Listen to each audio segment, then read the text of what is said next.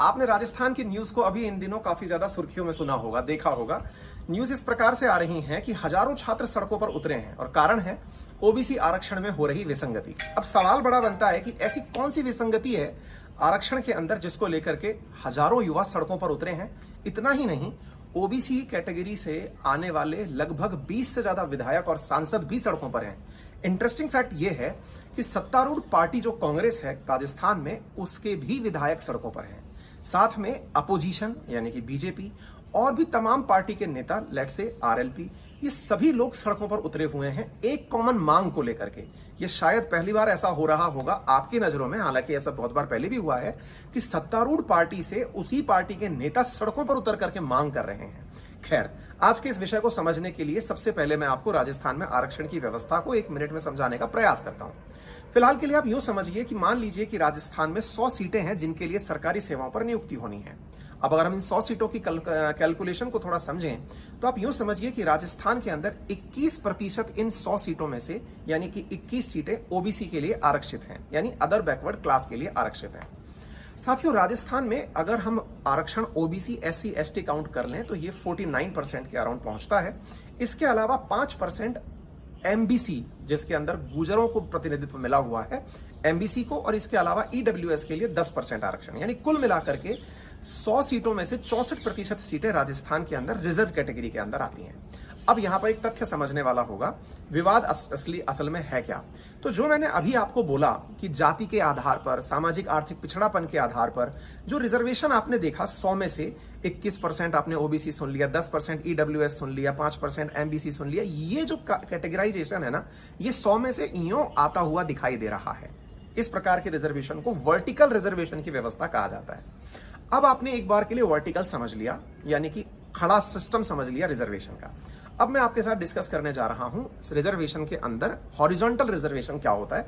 आप थोड़ा सा उस पर विचार कर लेंगे तो आपको आगे की बात अच्छे से समझ में आएगी।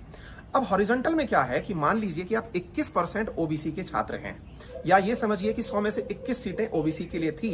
अब इन 21 में से महिलाएं, दिव्यांगजन या और कैटेगरी, उन सबको जो इस 21 में से जो रिजर्वेशन दिया गया, मान लीजिए 7% 21 में से महिलाओं के लिए रिजर्व है, तो 21 का 7% महिलाओं के लिए निकल गया, दिव्यांगजनों के लिए निकल गया। यानी कि एक तो खड़ा रिजर्वेशन यूं हुआ जो कि 100 में से दिया गया, और एक कैटेगरी के अंदर रिजर्वेशन दिया गया जो कि सब कैटेगराइजेशन करके दिया गया। इस पर्टिकुलर व्यवस्था को हॉरिजॉन्टल रिजर्वेशन व्यवस्था कहते हैं। चलिए अब थोड़ा और आगे बढ़ते हैं। साथियों, राजस्थान के अंदर चूंकि आपको मालूम है कि ये रणबांकुरों की भूमि है, यहां से बहुत सारे सैनिक बाहर निकलते हैं। आपने इतिहास में राजस्थान का राजपुताना सुना ही है, तो यहां से सैनिक बड़ी मात्रा में बाहर निकलते हैं। और चूंकि सैनिक अपनी सर्विस करके जब लौटते हैं तो उन्हें भूतपूर्व सैनिक की उपमा दी जाती है। भूतपूर्व सैनिक जो कि 35 से 40 की लगभग उम्र के बीच में आ जाते हैं, वो आकर के यहां पर सरकार की सेवाओं में वापस से एंट्री करना चाहते हैं। राजस्थान में भूतपूर्व सैनिकों के लिए 12.5% रिजर्वेशन है। अब आपका सवाल बनेगा कि ऑलरेडी 64% रिजर्वेशन है, तो ये 12.5% रिजर्वेशन कौन सा वाला आया? क्या 64 प्लस 12.5% है, या इस 64 में से ही 12.5% है? समझिए कि ये साला घालमेल जो है ना, ये केवल यही चल रहा है। अब इस 12.5% की व्याख्या करते हैं। देखिए, इस 12.5% को समझने के लिए आपके पास दो विकल्प हैं। 64% में से 12.5% को रिजर्व कर दिया जाए, चाहे वो किसी भी कैटेगरी का हो, चाहे वो ओबीसी हो, एमबीसी हो, चाहे वो एससी हो, एसटी हो, ईडब्ल्यूएस हो, 12.5% निकाल दिया जाए। या फिर बड़ा सवाल दूसरा है कि जैसे कैटेगरी थी, जैसे मान लीजिए ओबीसी को 21% था, एमबीसी को 5% था, उनका 12.5% निकाल दिया जाए। यानी कि आपके पास दो प्रकार की व्यवस्थाएं निकल कर आती हैं। पहले तो ये क्लैरिटी ऑफ थॉट ले लीजिए कि 100 में से 12.5% वर्टिकल रिजर्वेशन नहीं था, यानी 64 के साथ 12.5 नहीं था ऐड। ये 12.5 जो है ये 64 के भीतर ही है। अब इस 64 के भीतर में से मतलब क्या है? मान लीजिए 21% ओबीसी राजस्थान के अंदर सेलेक्ट होते हैं। अब इस 21% के अंदर 12.5% को कैसे ऐड किया जाए? पहले तक व्यवस्था ये होती थी, अब ये जो मैं शब्द बोलता हूं ना, पहले तक व्यवस्था, ये 2018 के अंदर राजस्थान का जो पर्सनल डिपार्टमेंट है यानी कार्मिक विभाग है, उसके आदेश से पूर्व तक की व्यवस्था है। व्यवस्था क्या थी? व्यवस्था ये थी कि जिस कैटेगरी के अंदर 12.5% रिजर्वेशन दिया जाना है, फॉर एन एग्जांपल 21% ओबीसी है, 12.5% उसका निकाल दीजिए, लगभग आता है 5%। तो 5% नहीं, 12 दूना 24, 3% के आसपास।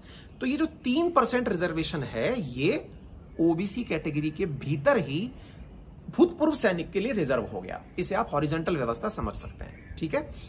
लेकिन मुसीबत क्या हुई? 2018 में कार्मिक विभाग ने अपने एक आदेश के अंदर संशोधन करते हुए इस 12.5% के लिए कहा कि हम 12.5% 64 में से दे तो रहे हैं, वो जिस वर्ग में होगा वो उस वर्ग में जाकर रिजर्वेशन ले लेगा। मतलब समझिए, मान लीजिए कि अब हम मानते हैं कि 100 सैनिक जो हैं वो राजस्थान में इस प्रकार के रिजर्वेशन से, यानी 12.5% वाले रिजर्वेशन से चयनित होकर आए। अब उन सैनिकों की आप जाति जानिए, उनका आर्थिक आधार जानिए। तो राजस्थान के अंदर चूंकि 44% जो आबादी है ना, ये ओबीसी है, और इंटरेस्टिंगली सेना में जाने वाले अधिकतर युवा जो हैं वो ओबीसी से बिलोंग करते हैं। तो होता यह है कि अधिकांश जो चयनित भूतपूर्व सैनिक हैं, जब वो राजस्थान सरकार की पुनः सेवाओं में आने के लिए प्रयासरत होते हैं, तो वो अधिकांश सीटें उस 21% वाले ब्लॉक में से खा जाते हैं। शायद आपको मेरी बात समझ में आ रही हो। इस 21% का जो कैटेगरी मैंने आपके सामने रखा, इस 21% के अंदर से ही ये 12.5% कुल जो युवा हैं, ये अधिकांश सीटें कंज्यूम कर गए। अब बड़ा सवाल ये बनता है कि ओबीसी का जो साधारण युवा है उसका क्या हुआ? साधारण से मतलब ओबीसी में जिसके पास कोई रिजर्वेशन नहीं है, वो केवल ओबीसी कैटेगरी के अंदर है, ना तो वो महिला है, ना वो भूतपूर्व सैनिक है, ना वो दिव्यांग है, उसका क्या होगा? इस बात को समझने के लिए ही आंदोलन हो रहा है। आंदोलन का अर्थ यह है कि साहब, आपने हम लोगों को मौका ही नहीं दिया, क्योंकि राजस्थान के अंदर अधिकांश भूतपूर्व सैनिक हैं, वो ओबीसी से बिलोंग करते हैं, और वो 21% का अधिकांश हिस्सा खा गए। आपको आश्चर्य होगा ये जानकर के कि राजस्थान के अंदर एसीएफ की भर्ती हुई थी, जिसके माध्यम से रेंजर और एसीएफ सेलेक्ट हुए थे। उनमें से शायद ही कोई ओबीसी से, बिना किसी ओबीसी के अतिरिक्त कैटेगरी के बच्चा चयनित हुआ हो, क्योंकि अधिकांश सीटें जो हैं वो भूतपूर्व सैनिक लेकर चले गए। अब मांग क्या उठ रही है? मांग सिंपल है। मांग ये है कि साहब, ये जो 12.5% की व्यवस्था है ना, इसको वैसा ही कर दीजिए जैसा पहले था। क्या था पहले? जनरल कैटेगरी, या फिर आप मान लीजिए एससी या एसटी या फिर एमबीसी, उन सब के अंदर 12.5% है ना। जैसे 21% का 12.5% दे दो, हमें कोई दिक्कत नहीं है भूतपूर्व सैनिक को, लेकिन इस बदौलत और जो बच्चे बचे हैं उनको तो जगह मिले। अब देखिए, यहां पर मांग जो उठी, जिसके लिए हजारों युवा सड़कों पर उतरे, उनकी एक मांग और भी है, और वो मांग ये है कि आपकी इस व्यवस्था के चलते इन दौरान 18 से लेकर 22 के बीच में जो भर्तियां हुई, जो युवा इन भर्तियों में भाग लेते हुए भी चयनित नहीं हो पाया इस कैटेगरी के अंदर, उसके लिए कुछ करो। यानी कि आपने एक बार के लिए उन्हें रिजर्वेशन देकर के भूतपूर्व सैनिकों को तो चयनित कर दिया, लेकिन जो बच्चे इस व्यवस्था के परिवर्तन से चयनित नहीं हुए, उन्हें वापस से सिस्टम में लाओ। लाने के लिए क्या करें? पद बढ़ाइए पुरानी वैकेंसीज के अंदर, और उन युवाओं को उनके मार्क्स के आधार पर एंट्री दे दीजिए। क्या कभी राजस्थान में पहले ऐसा हुआ है? बिल्कुल हुआ है। राजस्थान में एमबीसी आरक्षण में पदों को बढ़ा करके ही व्यवस्थित किया गया था। फिर आखिरी सवाल एक और बचता है, जो कि यहां पर युवाओं की मांग है आरक्षण के दौरान, और वो मांग ये है कि सर, ये जो रोस्टर व्यवस्था है ना, इसको भी सही से अप्लाई किया जाए। अब मैं आपको थोड़ा सा लाइन में इसको समझाने का प्रयास करता हूं। तीसरी जो सबसे बड़ी मांग है वो क्या है? देखिए, राजस्थान में एक बहुत बड़ा स्टैंड ये भी है कि राजस्थान सरकार ने, मान लीजिए, जैसे आपको मैं पहले समझाता हूं भर्तियों के दौरान रिक्तियां कैसे चेक की जाती हैं। मान लीजिए कि राजस्थान के अंदर 1000 आरएएस की भर्ती होनी है। आरएएस पदों के लिए विभागों से पूछा जाता है कि हाँ भाई, आपके पास कितनी सीटें खाली हैं, किस व्यक्ति को कितने पदों पर बैठाया जाए। हर विभाग अपने द्वारा पद निकाल के बता देता है। राजस्व वाले बता देते हैं इतने तहसीलदार चाहिए, एक्साइज वाले बता देते हैं कि इतने इंस्पेक्टर चाहिए, इतने अधिकारी चाहिए, ये सब निकाल करके पदों की संख्या बता देते हैं। सरकार उस तक पहुंचती है, कार्मिक विभाग उन आंकड़ों को एकत्रित करता है, आरपीएससी को पकड़ा देता है कि ये पकड़िए, इतने पदों पर लोगों को भर्ती करके हमें दे दीजिए। अब साथियों, होता क्या है, मैंने जो अभी आपको बताया कि राजस्थान के अंदर रोस्टर को लेकर के क्या विरोध है, वो भी थोड़ा सा समझ लीजिए। ओबीसी एससी एसटी के पास 49% रिजर्वेशन है, या यूं समझिए कि 64% कुल राजस्थान के अंदर ईडब्ल्यूएस और एमबीसी को मिलाकर रिजर्वेशन है। बचा रहेगा 36%। जो 36% बचा हुआ रिजर्वेशन है ना, अगर कोई ओबीसी का युवा जो और ज्यादा प्रतिभावान है, प्रतिभावान क्यों नहीं होगा, राजस्थान की लगभग आधी आबादी ओबीसी से है, ऐसी स्थिति में वो युवा उस 36% जो अनरिजर्व्ड कैटेगरी है, उस अनरिजर्व कैटेगरी में भी कई बार अपनी सीटें पाने में कामयाब हो जाता है। उदाहरण के लिए यूं समझिए कि 20 अनरिजर्व्ड पद थे राजस्थान में। उन 20 अनरिजर्व पदों में सामान्यतः यह देखा जाता है कि 8 से लेकर 10 पद जो हैं वो ओबीसी का वो युवा जिसने ओबीसी कैटेगरी का लाभ ना लेते हुए अनरिजर्व कैटेगरी के अंदर अपनी सीट बुक करा ली, यानी कि वो वहां चयनित हो गया। अब क्या होता है, राजस्थान सरकार ने उस व्यक्ति को वहां तो ऐड कर ही लिया, नीचे की तरफ ओबीसी का जो आरक्षण था जो उसे मिला हुआ था, ओबीसी के आरक्षण में 21% की ओबीसी की अलग सीटें हो गई, 21% ये, और ऊपर जब वो चयनित होकर गया है 20 में से 10 सीटें या 8 सीटें उसने अनरिजर्व कैटेगरी में भी पाली।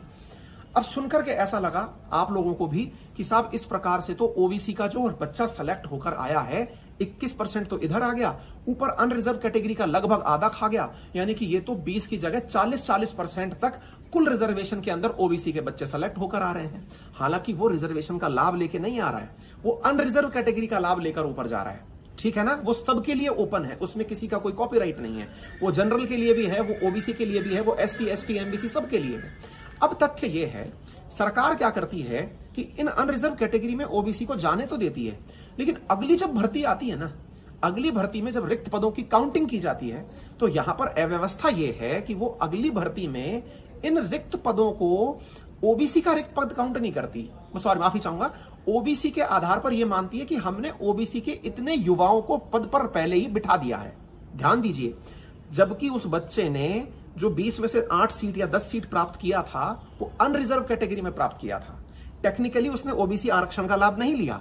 सरकार काउंटिंग में क्या करती है, पुराने आंकड़े उठाती है, फॉरम में जिस बच्चे ने अपने आप को ओबीसी बताया था उन सबको ओबीसी की ही सीट काउंट करते हुए अगली वैकेंसी में ओबीसी के आधार पर बच्चों का चयन निम्न कर दिया जाता है, यानी कि कम सीटें रिक्त पदों की निकाली जाती हैं। शायद आप इस व्यवस्था को, रोस्टर व्यवस्था को समझ पाए हो। मतलब पुरानी जो भर्तियों से खाली पद रह गए उनको अगली बार काउंट करते समय सरकार कहती है हमने तो लास्ट टाइम इतने ओबीसीओं को जगह दे दी, जबकि वास्तव में ऐसा नहीं था। 21% ही रिजर्वेशन से गए थे, बाकी तो अनरिजर्व कैटेगरी से गए थे। उम्मीद है आपको ये थॉट ऑफ क्लैरिटी भी आ गई होगी। तीसरी जो मैंने आपको बात बताई, हालांकि 3 पॉइंट में क्लियर कर चुका हूं, इसमें क्लैरिटी का पॉइंट और है, और वो ये है कि यह व्यवस्था 2018 के कार्मिक आदेश विभाग के आदेश के आधार पर दिखने लगी है, लेकिन मुझे कई जानने वालों ने बताया कि इस प्रकार की विसंगति 2011 के पटवार के एग्जाम में, 2015 के पटवार के एग्जाम में, 2014 के सेकंड ग्रेड एग्जाम के अंदर भी देखी गई है। लोगों का कहना है कि इस विसंगति को दूर करें, हम भूतपूर्व सैनिकों के खिलाफ नहीं हैं, वो भी हमारे भाई बहन हैं, लेकिन सरकार व्यवस्था में जो युवा बेरोजगार है उसको भी वापस लाने के लिए जो विसंगतियां हैं उन्हें दूर करे और उसे पूरी तरह से जॉब के लिए आश्वस्त करे। साथियों, आज के समय में जहां बेरोजगारी इतनी ऊंचाइयां छू रही है, उस समय पर इस प्रकार की जो घटनाएं हैं जिससे लाखों विद्यार्थी कई सालों से तैयारी कर रहा होता है और उसे जब जॉब नहीं मिलती है तो उसका दर्द सड़कों पर इसी प्रकार फूटकर बाहर निकलता है। पूर्ण उम्मीद है, मुझे ऐसा लगता है जिस प्रकार से सरकार के भी सांसद और विधायक सड़कों पर हैं, लगता है कि जल्दी ही इसका समाधान निकलेगा और राजस्थान में फिर से अमन और चैन की बहाली होगी। फिलहाल के लिए इतना ही। अपना ख्याल रखें, बड़ों का सम्मान करें, छोटों को प्यार दें, अपना व्यक्तित्व इस प्रकार से विकसित करें कि सभी एक दूसरे के साथ सुरक्षित महसूस करें।